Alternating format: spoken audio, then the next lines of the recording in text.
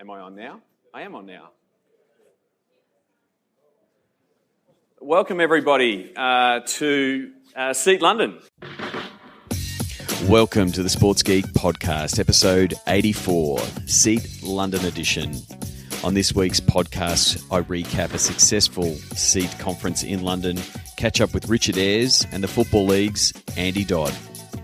Welcome to the Sports Geek Podcast, the podcast built for sports digital and sports business professionals.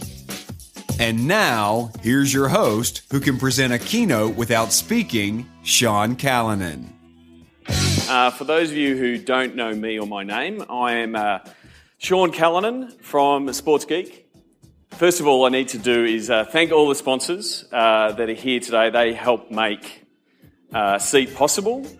And soon we're going to have up Christine, and she's obviously going to be talking very highly of all these companies. They're going to be in the networking event throughout the day. We're going to have some great case studies from them. One of the best parts that I've always found with Seat is the collaboration of the sponsors and vendors and the teams involved in stadiums. So we hope that we can bring that same Seat collaboration and family that happens in the US every year, and we'll be at San Francisco in July, to the UK. So what I'm here to do is to tell you that we want to make sure that everybody who's following online, and so we've got people following online in the US and from where I'm from in Australia, that are following the hashtag Seat London. So as you are inspired by our speakers and by meeting people and the venue itself, please use the hashtag Seat London.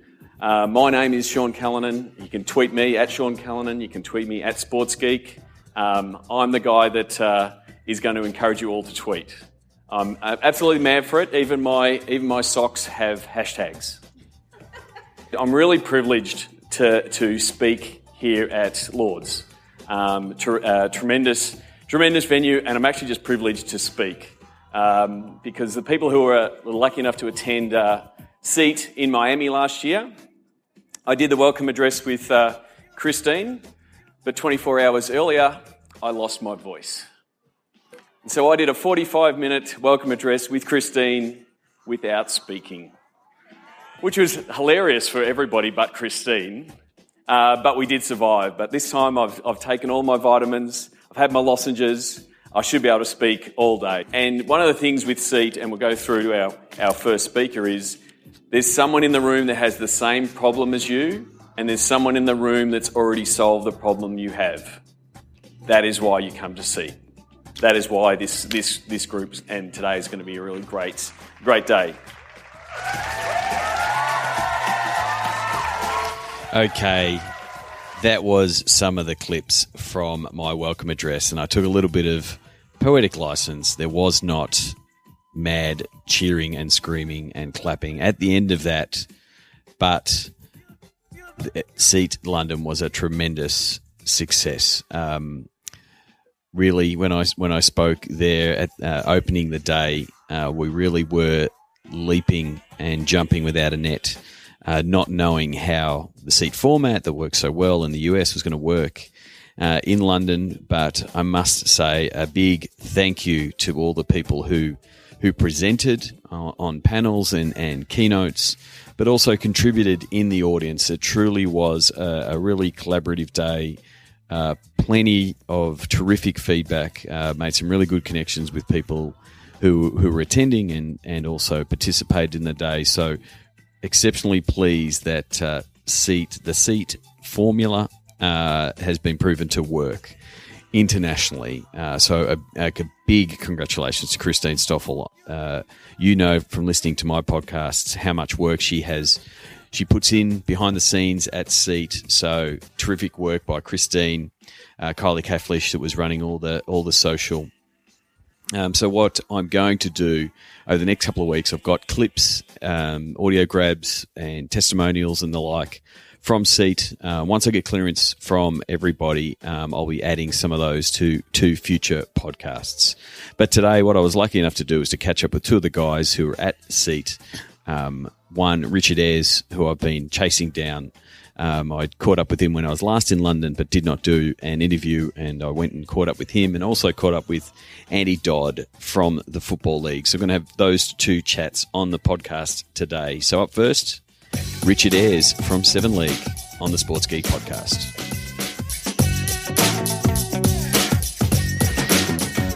Very happy to be here in, I was about to say sunny London, but it's not. It's a cloudy London in the offices of 7 League with good friend. I didn't catch up with him last time I was in London, so I stalked him down and made sure we got a meeting. Richard Ayers, welcome to the Sports Geek podcast. Good morning. It's a pleasure to be a podcaster, a sports geeker? I don't know, what's the collective noun for it? So you're one of over 100 Sports Geek podcast guests. So it's not so exclusive list anymore, but you're in fine company. You've done them in order of priority. So I'm glad I'm ranking 100 and something. That's good. Yes, yeah. I think you'll be at about the 110 range, just in order of appearance.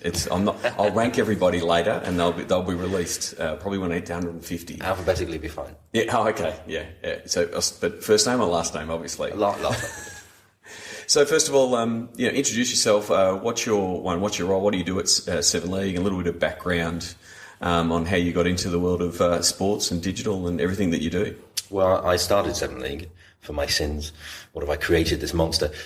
Basically because I was, after a sort of 15 or 16 years in media and digital media, I was doing some consulting and I randomly got called up by a friend, an old friend from publishing days, who said, I'm at Man City, we're spending a load of money on digital stuff, and really I'm not sure what we're getting for it, and the CFO's not sure what we're getting for it. Can you come and have a look? Yep. And just give us a view. And that was like a 2-week consulting gig, and I stayed for almost 2 years. Excuse me. And it turns out, that this sports stuff is fun, and it has engagement and passion and attention around it, like almost no other sector you've ever worked in. And actually I also find that people make decisions, more than they did when I was in the arts and media sector. I was doing some consulting for the British Film Institute, and, they were wonderful, intelligent, esoteric people, and you would put forward a digital strategy and they would say, that's really interesting, we should put together a working party and have a committee on it, and then in 6 months' time we'll have done nothing.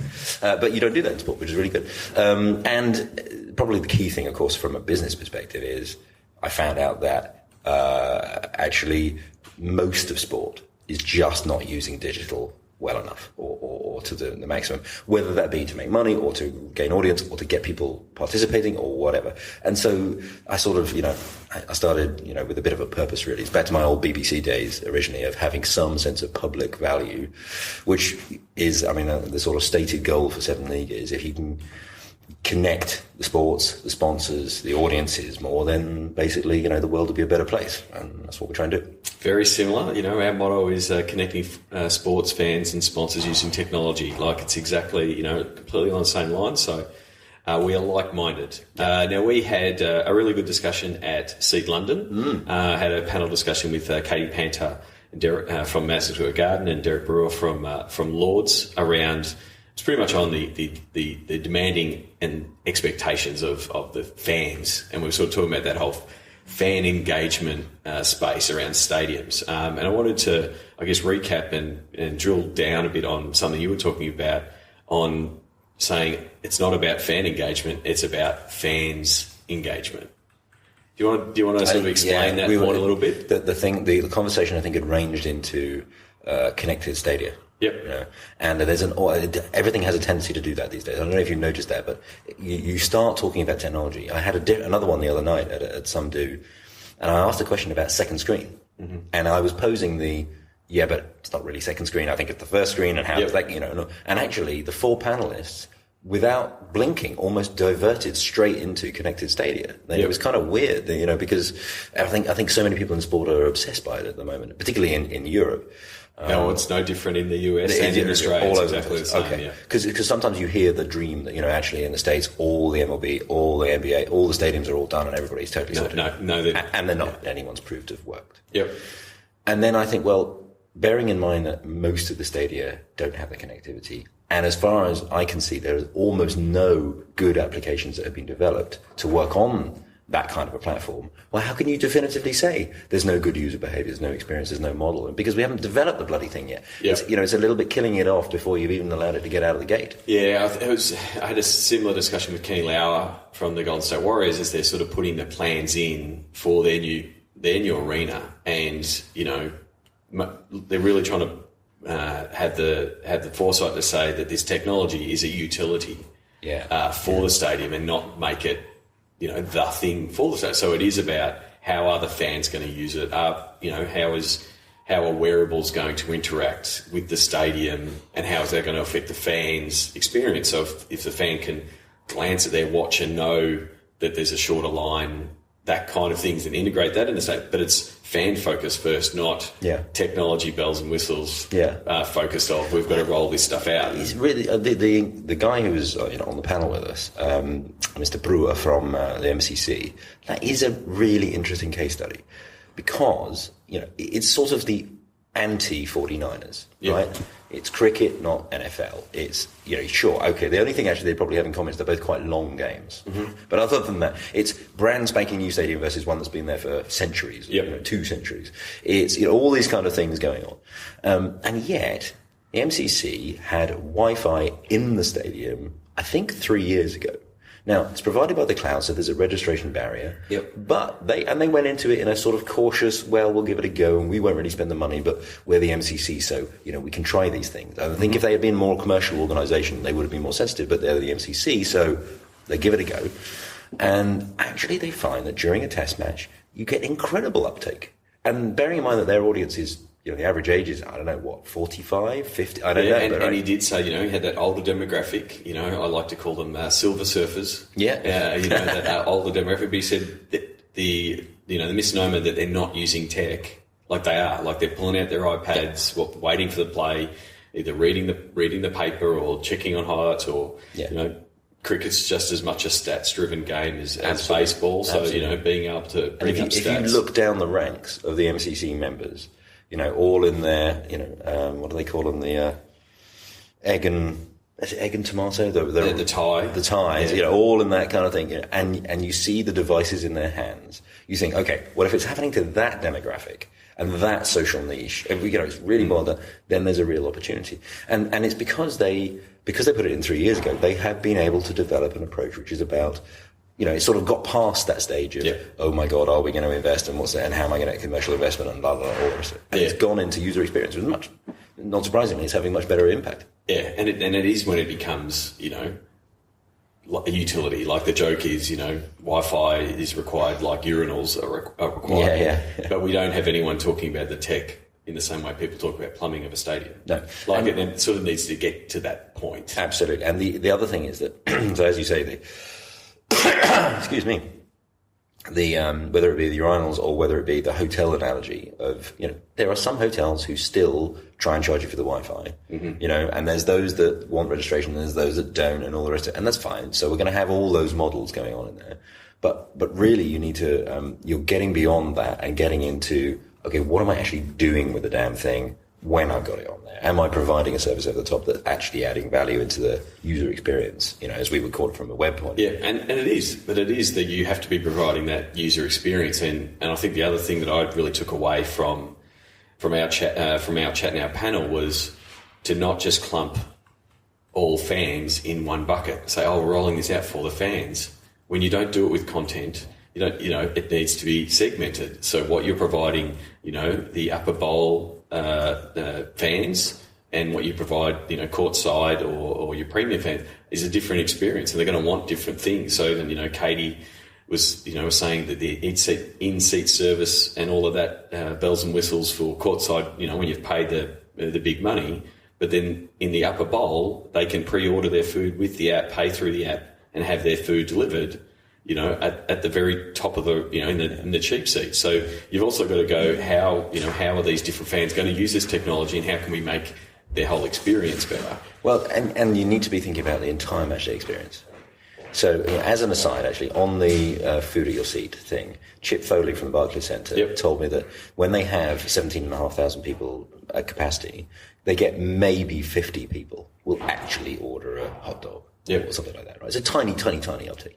But when the use case is different than when it's about, sort of a duty-free picking up of gifts from the shop, and you don't have to go into the queue in the shop, they get much higher intake. Mm-hmm. You see, was it Seattle or somebody did a ticket upgrade service where they'd actually, the addition to the ticket upgrade in Stadia online service was that a cheerleader would come and take you from seat 1 down to seat 2. And that's pretty much it. That's pretty much like what the guys at Experience do. Like they sell that kind of inventory, and they don't only just sell the inventory, but they upgrade it with that kind of experience. A cheerleader will come down and you go, oh, well, I do want to upgrade what I want to do.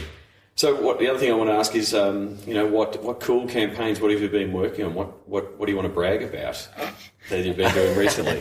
Nothing. It's all been rubbish. That's interesting you say what campaigns. I guess there's still a bit of me that has a knee-jerk reaction to campaigns. In what way? I'm longing for the day when we can say campaigns are dead, because I know what you mean. It's shorthand for what we're trying to... Yeah. I know. But... Because it's an ongoing thing. Exactly. You're always doing something. So then if I was to... Okay, I understand that. So then, what piece... then it becomes more micro, like what content activations that you've done, or what have you done in a stadium, So now I'm going to talk about campaigns. Okay. No. There's a couple of really nice things we've done, actually. One is, we haven't come up with a good enough name for it yet. To be named? I call it Content Ball, but the rest of the team hate that. Okay. As in Moneyball. Yeah. Right? And so then I think, is it Content Sabermetrics? I don't know, something like that, basically. We bear in mind that most of my team come from media backgrounds. Yeah. And we're sort of media geeks who are applying it to sport. Yep. Hence the fresh perspective, I think, that we bring most of the time. But the approach that we've been taking is a sort of highly data-driven analytical approach to content. Okay. And to content delivery and to promotion and all those. You've got that thing about what am I making? Yep. When am I putting it live? Where am I putting it live? Which audience am I connecting with? How long is it live for? Am I windowing it? Am I segmenting it? Is there, all those kinds of things. And then, of course, there's the audience reaction. And on which device, and on which all those kinds of things. And basically, we've developed a methodology for being able to sort of crunch all the numbers in all those different parts of the chain and come out with an analysis, which then we've been doing some work with UEFA around it. We've been doing some work with some of our other partners around it. Valencia, for example. One of my guys basically lives out of Valencia, and he's their head of digital. And we're very lucky in that Valencia have this. They're the 4th, 5th sort of team in Spain, so they're not the super high profile ones, but they've got the bit between their teeth to be innovative. They are willing to try stuff. And that reminds me of being in Man City 3 or 4 years ago, and it's a fantastic opportunity. Plus, they've got incredible passion, they've got intensity, they've actually got a team that's been doing very well. They've got the youngest team in the Spanish league. Yep. So even the players are on board with trying stuff and doing interesting things.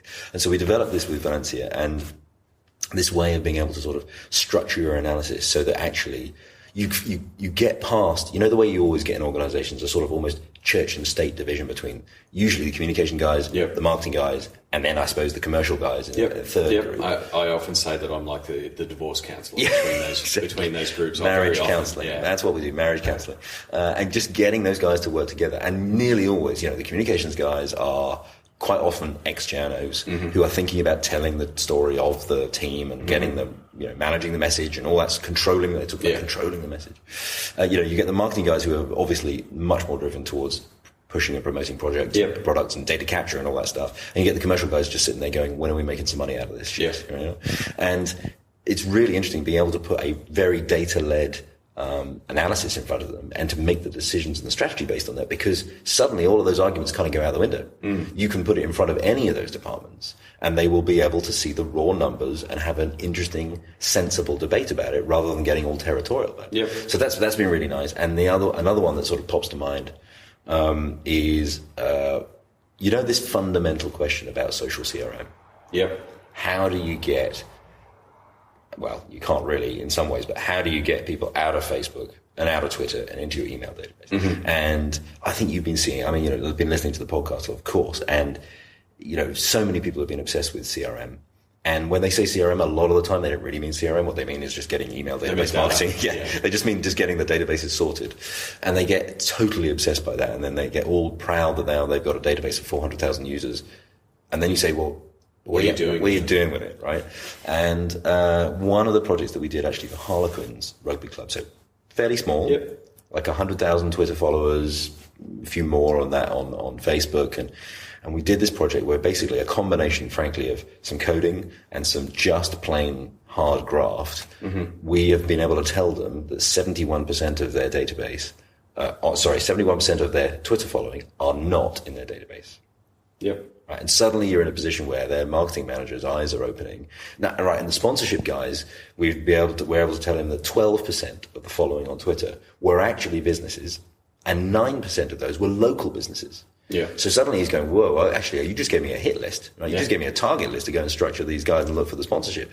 And that's really, it's been really nice to sort of add that value just by doing the hard graft. Yeah, I mean, that's the thing. You know, I've been working with some of the teams and them, you know, getting their data together, and it's data that they have, but then there's a whole bunch of data that they're not looking at that's there, and it's sort of like, hey, look, we just found 50,000 fans behind the back of the couch. Like when you say, you know, when you do things like, well, these are your Facebook fans that aren't in your database, or these are the other, and then there's the other way.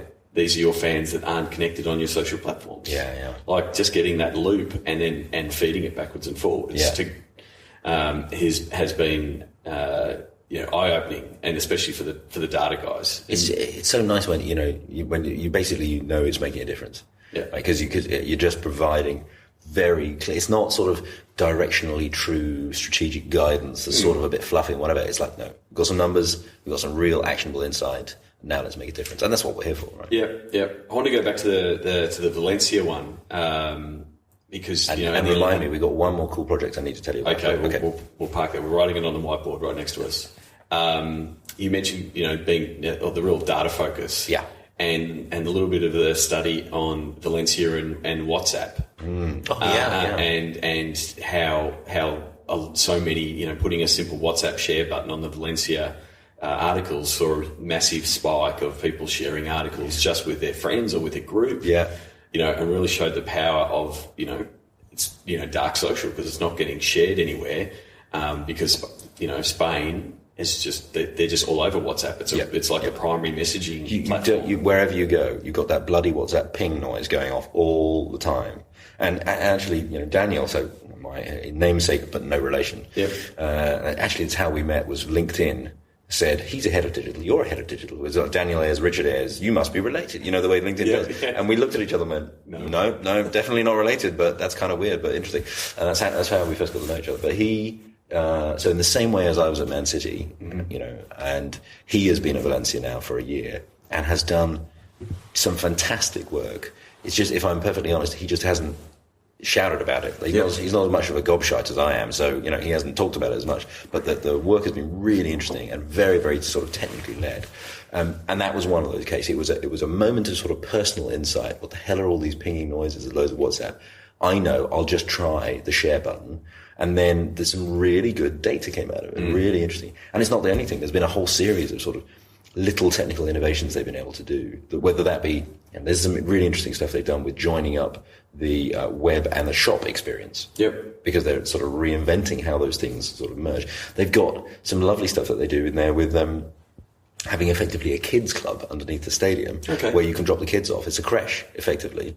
But it's all connected online, and you can look after the kids. And also, they're doing some lovely behind the scenes. They've got even just some sort of experience stuff. There's a sort of super seating area for fans that you can have that's just right by the touchline, which has extra screens and lovely sofas and all that kind of stuff. But then they also have a dugout, a fan's dugout, which is like 30 yards, 20 yards away from their main dugout. And again, all of this is tied in online and offline.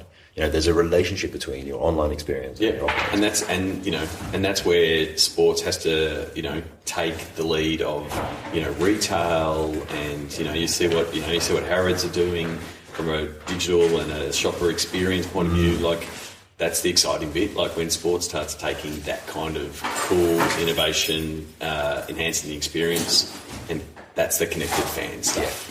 That's when I feel like I've been saying this for 10 years, right? So maybe it'll never happen. But there's going to come a point when you and I can stop being the digital guy and go back to whatever it was we have become, and digital will just be embedded in all of the experience all the way across. And that was that was a big talking point at Seat in San Francisco. It got it got a run again yesterday. So we're saying, where's digital? Where do they fit? And the whole comms or marketing and digital should be horizontal because it's a function of all business. Yeah, and that's starting to happen. And so less of this silo. Sending stuff to and fro between the departments because everyone needs ticketing, marketing, brands, customer service. Yeah, everything needs to use these channels. It quite often. Do you find, back in our sort of almost management consulting, Yep. It's marriage counselling one day. I always find that a head of digital in an organisation needs to be 50% evangelist. Mm-hmm. Right, they need to be working the magic and getting every department. And quite often, that really their effectiveness comes down to the guy and. Sadly, it usually is the guy, mm-hmm. right? But it's usually, frankly, a white, middle-class, late middle-aged guy who mm-hmm. is in control of the organisation. Yep. And actually, that ability to have, I got very lucky at Man City. Dan has at Valencia. We're actually UFC. There's another one of our clients where the guy at the top just has the fundamental belief that even though he may not use it and he may not understand it, mm-hmm. that it's important to his business, and so he gives you the leeway to play. So we quite often get asked to, it's too patronising to say coaching sessions, but some degree of a sort of education at that senior level. I completely agree. Like one of the things in the in the little wrap up sessions for Seat in Miami, it was like we had 120, 130 people in the digital track, and I pretty much said, guys, you are the champions of digital. Yeah, you are the champions of digital in your organisations. You've got the support of these guys, but we've just started. And Oscar Ugo showed the pie graph of where the revenue in sport comes. Big chunk sponsorship, big chunk ticketing, big chunk TV, and this little sliver that's digital. Yeah, that's small compared to those other three, but that's where the opportunity is to grow that pie. Exactly. And you need those evangelists, champions to be, keep proving. Things and doing things like WhatsApp and finding out what's happening on the dark social, how much is being shared to prove it. And we both had the mini rant of don't give away our digital, don't give away the data for God's sake. Yeah, exactly. But there's also that. You've lost? No? You were halfway, you were mid-thought? I was pausing because there was a good idea in there. There were two good ideas. That was a problem, and they were vying for space in my brain. I'll give us one and then let the other one come after It'll come back, okay. So one was about the organisational change stuff. Yep. Which, of course, now I can't remember. But the other one was to do with UFC. Yep. Because I mentioned, the guy at the top gives us some leeway. Mm-hmm. So we've been doing some... You've got to think about it. UFC is often held to be the most progressive of sports when it comes to digital. Yep. And those guys would readily admit that this is because 10 years ago, or whatever it was, when they really kind of kicked it off, they couldn't get on TV for love nor money, right? They could not pay people to get on broadcast. Yep. And so you have to be innovative. If your back is against the wall and you've got no option, but you know that there's a really vibrant audience out there, mm-hmm. you have to. It's a natural place to go is to use the web, to use video on demand services, all the rest of it. So they developed all of that. They developed fighters who naturally, what the fighters do with digital and social in particular. They've had excellent training. They're well incentivized to do what they're doing. Well, these days they don't. There was a period where they got paid. Yeah. They don't get paid anymore. They just do it because that's what you do. Yeah. Because they all know, even guys who've had, no education, no upbringing, and no training, any of this stuff, they just instinctively know that if you want to build an audience around your sport and around yourself, you need to do it all on social. And they do it. They just naturally do it. Mm. And you put all that together with this organization that's rapidly evolving. And so we look after the digital stuff in Europe. Yep. Well, in the EMEA region, but that's primarily in Europe at the moment. We've got a big event coming up in Krakow.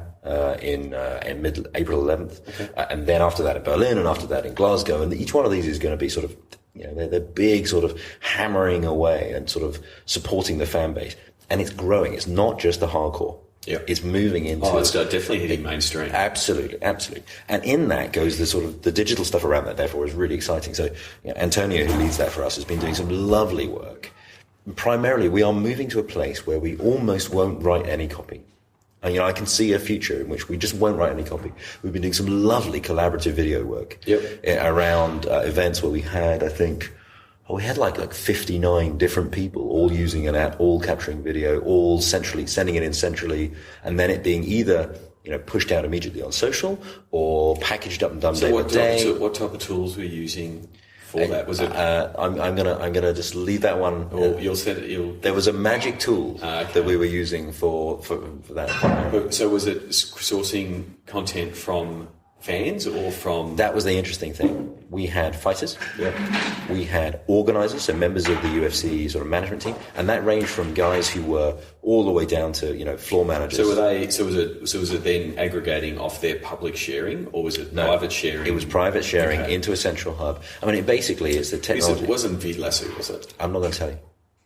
No, it wasn't. But there's another example of that. We'll be doing that around the Women's World Cup. As well, so we've been lucky enough to win the work with the BBC to cover the Women's World Cup in the UK on all the social stuff, and that'll be really interesting. Again, we'll use this tool. We will be able to get players, organisers, fans, broadcasters, anybody is around it, and all those lovely little moments that you get. And there's some great little videos telling the story of UFC events. And that's the thing. I think UFC proves it. I saw similar stuff with the Hockey Roos, the women's Australian women's hockey team. I did some training with them and said, girls, be yourselves, be social, use the platforms as you will. They did it naturally. They did it organically. They had fun with it. And if they weren't doing that all the time, you would have seen the Queen photobomb selfie that went viral. Yeah, that doesn't happen if they're not taking photos at training and all that kind of stuff. And and you get those little moments, but they just got it. Yeah. So like the UFC, they're all doing it. They're all building. They see the advantage of building up their own personal profile. But as an organisation, or if you're running a team, when you can get a group that's doing it, like they started a hashtag that the marketing guys go, revolution, how cringe, right? But the girls launched it. Yeah. The girls owned it. Everyone got behind it, and it was, organic and lovely. So sometimes you just got to, let it play out. And if you get a good group of contributors, whether they be teams or whatever, that's where the good stuff starts to happen. I wonder whether we're going to start to see the power of the sports person, the power of the athlete coming through more and more and more. Well, it won't just be LeBron James, right, and the high-profile ones. We're going to start to see. We saw it in the Olympics with the rowers. Nobody follows rowing really, right? Tom Daly, and we're just going to start to see people exerting more and more ability. They're going to get better at it. Yeah. They're going to get trained at it. Their manager and their agent is going to see the value in it. And they're currently being courted by Facebook, by Vine, by Instagram, by Twitter. At the moment, that is what they're fighting for. As much as they're pushing video, they're like, we want all the athletes and celebrities and influencers using our platform. Well, there was a really nice session in South by Southwest last week, which had there's a guy from the audience, Oliver Huggett, is it? He was a really nice job in terms of telling the story. But they had Jack and Jack, the two sort of teeny bop stars, and they had Brody Smith, who does the trick shots with the frisbees. He's sort of a frisbee dude, perfect. And they were doing exactly that. They were doing exactly what you were. And I was going through my head was, okay, these guys are cool and it's fun and they built phenomenal audiences. But imagine if they had elite athlete capability as well, right? As soon as we find one of these guys with that capability inside the athlete community, oh my God, that's incredible gold right there. And it's probably the next 6 months, or it'll be at the next Olympic Games, or it'll be an up and coming football player or an NBA player that goes, I've got an eye for this, because it's they're a digital native, they're using the platforms now, they're using Snapchat now, and understanding how to do it. That's both, massive opportunity. I'm sure there's traditional PR people that are just shaking in their boots, and worried, what the next, Wayne Rooney will do on social media. Yeah. But that's the world that we're going to be living in. Yeah. Well, Valencia have had us working very closely with, when they have 25 academy teams, and they actually, if you look at the ripple effect of the Valencia Academy, there's an awful lot of international high-profile players who came from the Valencia Academy.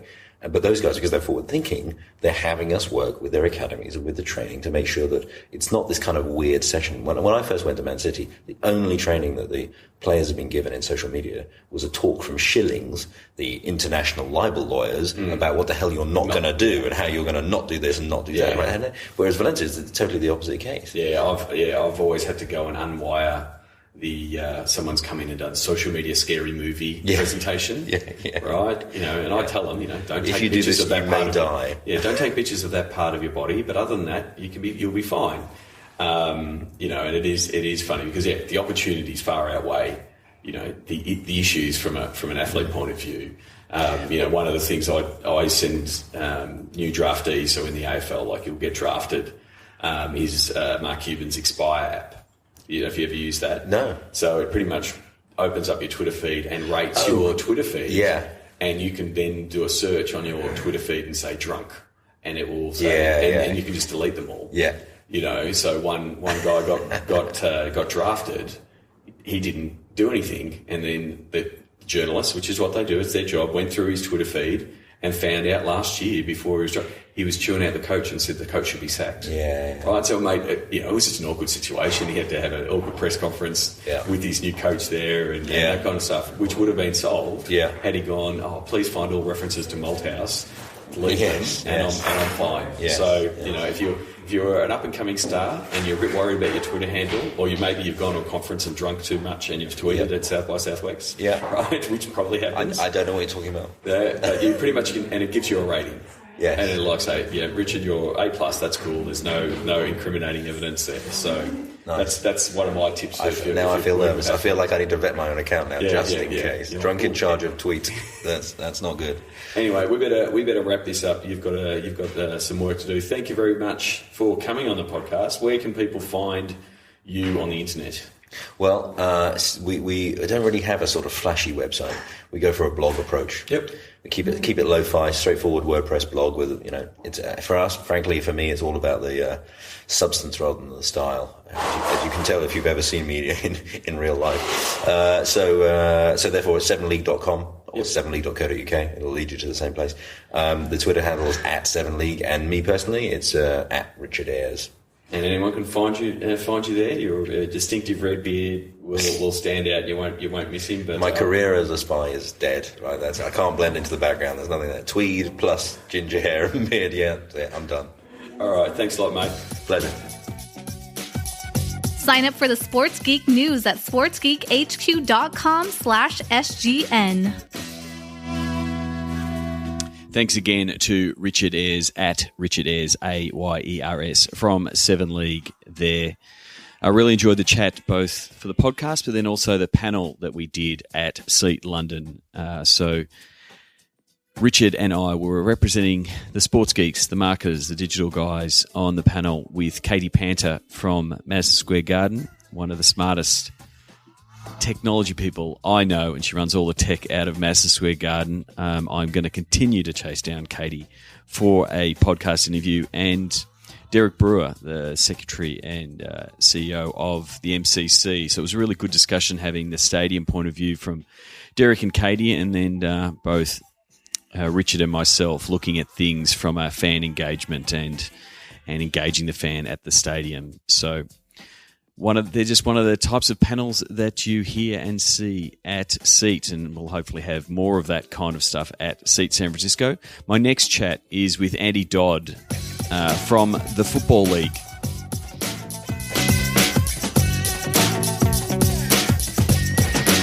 Very happy to be in the offices of the Football League in Gray's Inn Road, newly minted offices with Andy Dodd, Head of Communications from the Football League. Recently met him at Seat London. Welcome to the Sports Geek Podcast. Thank you very much. It's good to be here.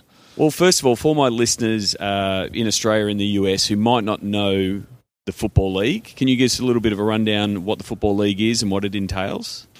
Yeah, the Football League is actually the world's original league football competition. It's been around since 1888. Nowadays, though, it is the 3 tiers essentially below the Premier League: Championship, League 1, League 2. We also run the League Cup competition, the Capital One Cup, and the League Trophy, which is the Johnson's Paint Trophy.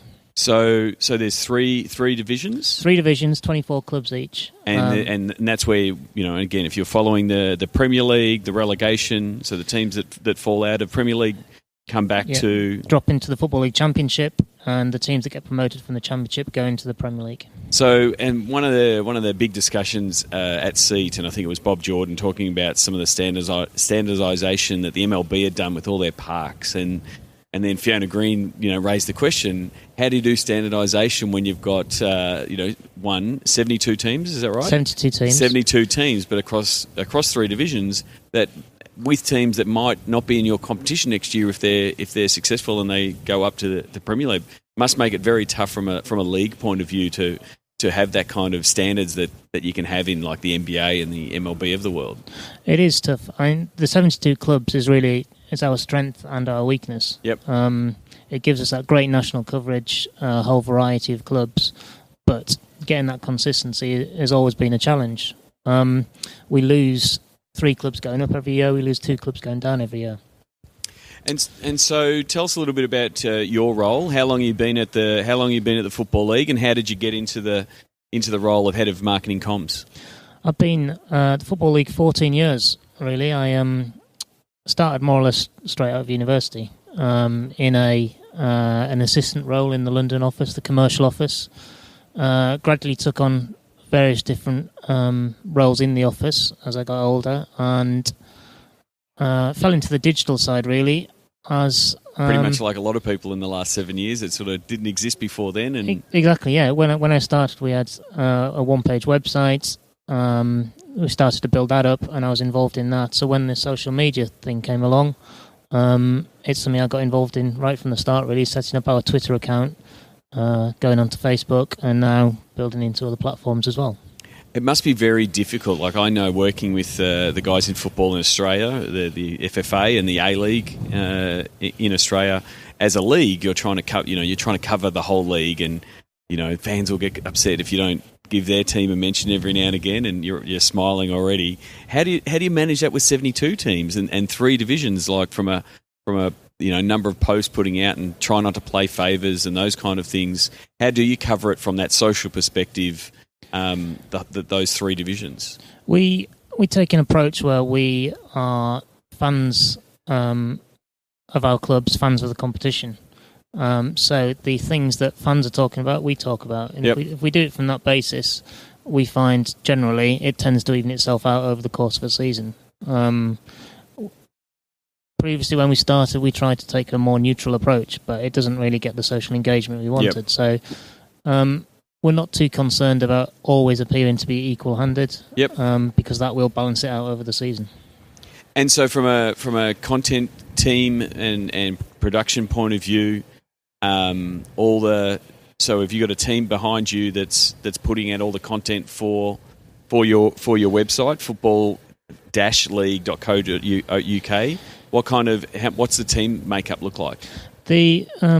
Internally, we've got a digital content editor, Reece Griffiths, who's responsible for the day-to-day posts on our social media accounts and looking after the content on the website.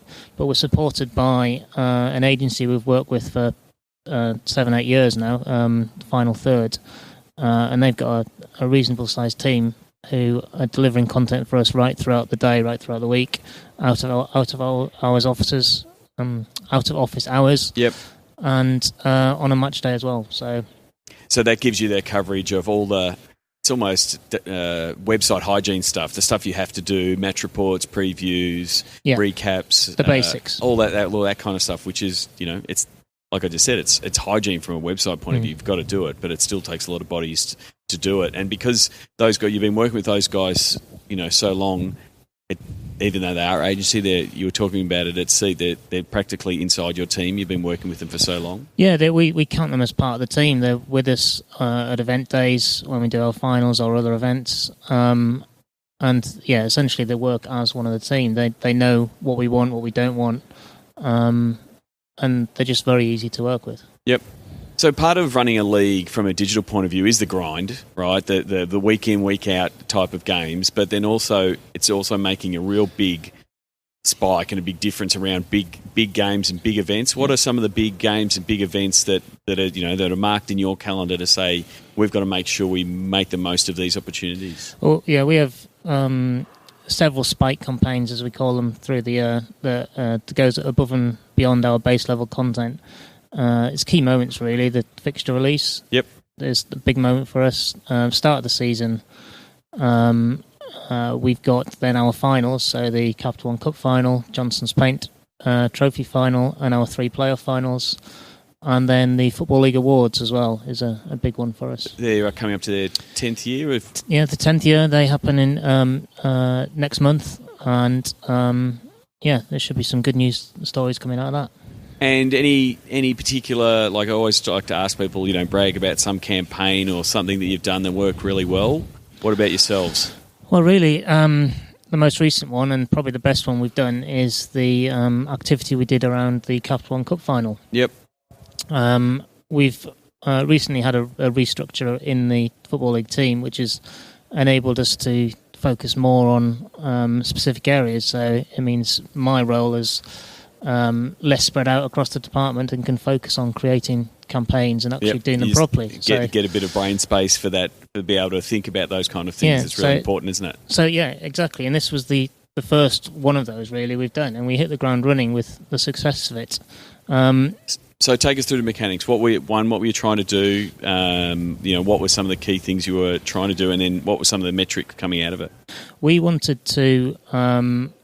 we set out with the objective of making the Capital One Cup final in 2015 the most socially engaged League Cup final ever. We certainly achieved that. How we went about it, we engaged all the stakeholders. So we talked to Sky Sports to make sure they were on board, the sponsors, Capital One, the finalist clubs, and Wembley as our host venue.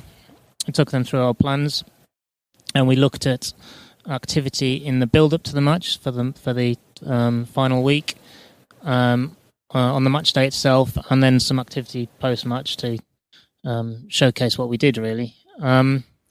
The biggest success of it was the Own the Arch campaign, which ran from the Monday before the final through to the Saturday night before the final. And so what was the Own the Arch? What were the fans expected to do? What were some of the results? Own the Arch was it's essentially a hashtag battle. Yep. Not something we'd not been able to do before until we had an analytics partner. Yep. So we got them on board as the first step. So who was that? That's Falcon Social. Okay. So we've been working with them since the autumn, really. And so they were able to feed you back in the stats to say this is at many. So there was 2 hashtags that were being 2 hashtags. There was Spurs at Wembley and Chelsea at Wembley. Yep. We also had a hashtag for the campaign itself, which was Own the Arch. Yep. So all we said to fans was use these hashtags, and whichever hashtag is used most in the build up to the final, we will turn the Wembley Arch into your club colours.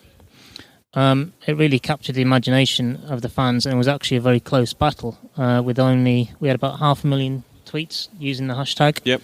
And there's only about 6,000 in it at the end. And did both the teams and their digital squads sort of get behind that and push the message to say, come on Chelsea, come on Spurs fans? Yeah, well, the fans certainly got behind it, and in particular Spurs and their digital team were really engaged in it. So that's potentially what made it such a close battle. It is real. It's really important when you're doing those things, and we've done them previously where I've had 2 Sports Geek clients. And so I was sort of working both sides of the fence to say, hey, we're going to do this battle. We need you to rally the troops, and then hopefully you have that tipping point where the fans just want to own it. Yeah, what we saw with this was we had particularly Spurs pushing it, but the fans really felt ownership of it right from the start. Yep.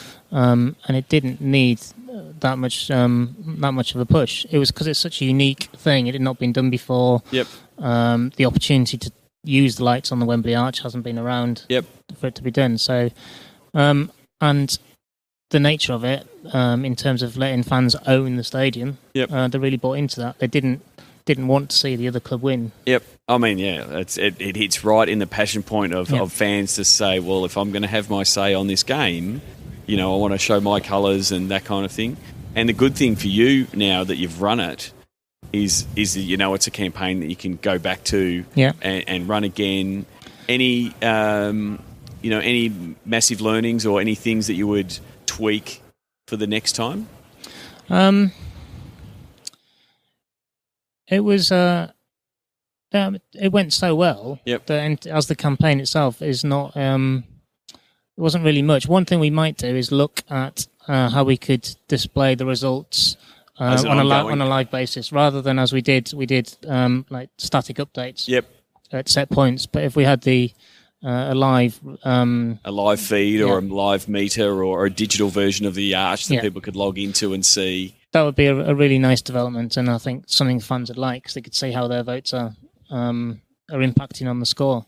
But overall, I mean, it was a relatively cheap campaign to deliver the success we had. Well, and that's the thing is, once you can start feeding back to the fans how well they're doing, they don't need too much more encouragement than that. And so, having something as physical, and that's the other bit that I like about it, is that it takes the online and takes it offline, takes it to the stadium, and makes people feel part of it. And I think one of the stats from Seat is 5% of your fans, or I think Richard Ayers corrected and said 1% of your fans are in the stadium. Well, that was the whole basis. Actually, we came up with our wider campaign. We wanted to make the fans in the virtual stadium as big as possible.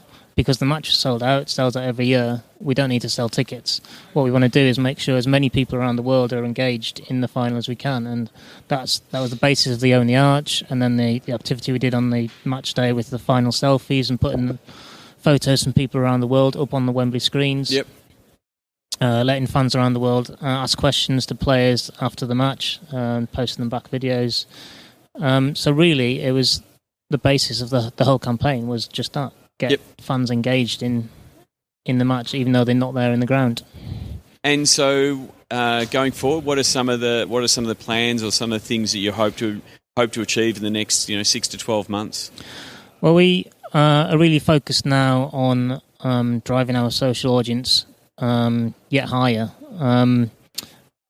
The Capital One Cup activity is really the start of it. As I said, it's a new approach, and we're developing things. So we're not going to replicate that necessarily in everything we do, but we've seen there is potential there to really grow our audience and keep them engaged. Yep. I mean, it's the same. You would have the same KPIs and metrics that most people your boss is looking at, page views and visitors and your social numbers. Is there any of those or any particular metric that's your go-to? This is what I'm looking at. Our focus really over the next year is going to be more on the social accounts rather than on the website. We'll be looking at what we do with the website down the line. But so really it's all of our social metrics, and the kind of things we looked at around our Capital One Cup final activity was things like the engagement rate, which was a big increase from last year, the number of retweets. So you're looking at things of how many people are talking about us, and baselining that at the start of the season, and then saying at the end of the season, how many people are tweeting, how many people are commenting on our posts, kind of stuff. I've been tasked by my boss, Drew Barrand, our marketing director, to deliver on two things, which is increased reach and increased engagement. So as long as we do that, everyone will be happy.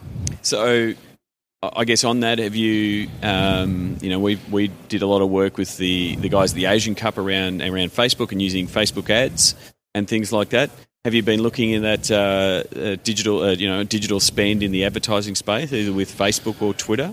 We have been looking. We haven't done anything as yet. As ever with the sports bodies, you need to prove the concept and prove the value of it. And I think one thing that our recent activity around the Capital One Cup did was really get attention at a senior level within the organisation as to what can be delivered through social media. So going forward, where we need to spend some money to support a campaign or drive further engagement, then I think there will be support there. Yeah, and it is really important to have those campaigns to help tell the story of social, because, higher up execs need to see what actually happened. It's great to say, here's our reach and this many tweets and, this hashtag had this many impressions, but sometimes those types of stats just wash over executives. Whereas if you can say, they can see these spikes in traffic or engagement because you've run a campaign, gives you more license to run more. Yeah, and they can see the value of it because doing what we did around the Cup One Cup final delivered value to all of our partners as well, the sponsors, the clubs, and our broadcasters. So, social is starting to show its worth. Yeah, and the thing is, when sponsors are coming, to you, to the Football League, they're attracted by the, almost 350,000 Facebook likes. Is that around your number? Yes, yeah. Right, 350, and and all the Twitter they're attracted to that digital property. So you've got to make sure that property is engaging. So when you are doing stuff that does have sponsors' names on it, they're looking at it going, yep, we're ticking the box, we're reaching that audience. I mean, not just the Football League, but our clubs as well do have a high level of engagement in terms of their digital and social fans, because the fans they do have are really committed to their club. Yep. And so what's your relationship with the clubs as far as, I've run a couple of workshops with the guys of the A-League where, they run the league, but then they also bring in the teams and do marketing workshops and ticket selling, membership type workshops as well. Do you have to do that facility, that side of things as well? We do deal with clubs on a regular basis. We've got from the commercial marketing side, we've got 2 people in our office who their job is to deal with clubs and support them in delivering the activity that needs to be done. But in terms of the digital stuff, we engage with clubs where we can. If we're running something that we want clubs to get involved in, we try and set it up in advance so we make a collective impact rather than lots of different individual impacts. I mean, and that's the thing. It is a struggle from a league point of view because you're trying to run the league to a certain degree, promote the league, put out all the content for the league, but then your best advocates for the league are the clubs. Yeah. All the clubs doing a great job makes your job easier. If you have 72 teams, doing a lot of heavy lifting in digital, then your job becomes a lot easier. So it's a real relationship that league and team need to keep going. I think the model that they've got with the guys at the NBA, with the team business marketing operations, I think I got that right, Team Bo, where they've just pretty much got a team to help facilitate all the teams to be better at what they do. It's the classic rising tides lift all boats, and it's just amazing that you've got 72 boats out there. It's it's not easy, but we've got some great people at our club, so that certainly helps. Well, thank you very much for taking the time today. I hope you enjoyed. I will actually ask you, how did you enjoy a C conference at London at Lords? Yeah, it was good. Again, getting along to these conferences is something with our narrower focus we can start to do a bit more, and it was really good to have a chance to meet people. Some people we know, there's some of our clubs there, but also meet people from a wider sphere really that we hadn't had a chance to talk to before. It's something we'll be doing on a more regular basis going forward. Well, I hope to see you at a future SEAT event. Where can people find you on the internet? What's the best way to get in touch with you?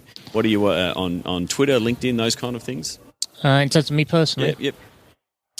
You can find me on Twitter @Andy Dodd, or on LinkedIn. If you search for the Football League page, you'll see me listed under the employees there. All right. Well, thank you very much for coming on the podcast, and hopefully I'll see you next time I'm in London. Yeah, good to meet you. Need help with your content? Book in for a content brainstorming session with Sports Geek now. Go to sportsgeekhq.com/work. There you go, Andy Dodd, running all things marketing at the Football League. For those of you who work on the league side of things, can you imagine 72 teams? Phenomenal effort, and keep an eye on what the Football League is doing throughout this season. That's going to wrap up this episode. I've tried to keep it under the 1 hour mark. More to come and more insights and recap from SEAT London, including my interview with Mike Gadding, former English captain Mike Gadding, in the Lord's Long Room. Talk about a privilege as an Australian getting to have a chat with Mike Gadding. So that's going to be on a future episode. I'm now in San Francisco, meeting up with some teams and planning for SEAT 2015 in July. Go to the show notes, sportsgeekhq.com/84. I want to see you in San Francisco. Cheers. Like the Sports Geek podcast? Find us on Facebook at facebook.com/sportsgeek. Please leave a review on iTunes. Go to sportsgeekhq.com/iTunes. Did you know Sports Geek Podcast has listeners in over 50 countries? Thank you for listening to the Sports Geek Podcast.